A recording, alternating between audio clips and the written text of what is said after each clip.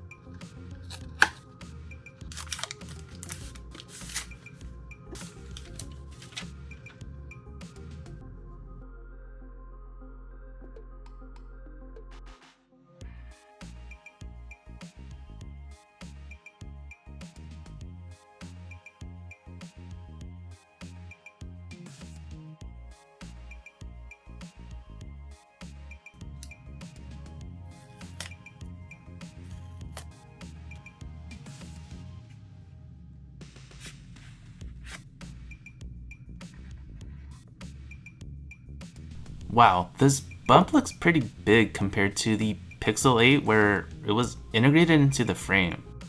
This new hump is gonna take some getting used to, but I'm on board with it. It's gonna be less noticeable once it's in a case anyway. And what's left in the box? Just a USB-C cable. No charging brick. No charging bricks ever again.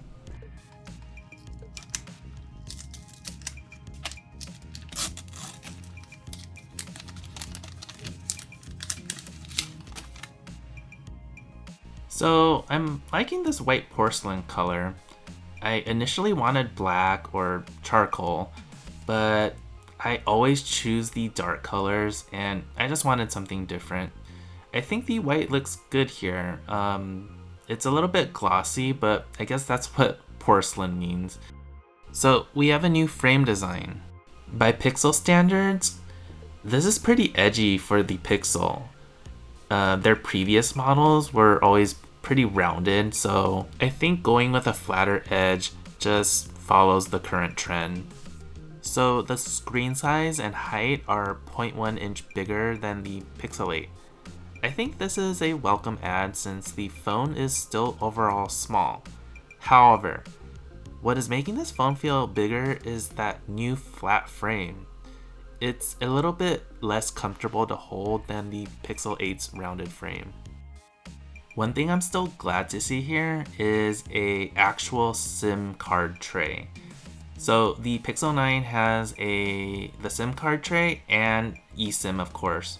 I just like that the Pixel 9 still has the flexibility to use a SIM card for when you're traveling abroad, and it's easy just to swap SIM cards.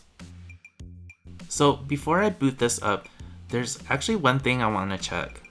In my previous video about the Pixel 8 hardware, I was disappointed with the build quality of the display. When I tapped on the display, it sounded hollow, not like how glass should sound like. I thought it was plastic. So let's see if there were any changes to the build of the display. Here's the Pixel 8 first, and the Pixel 9.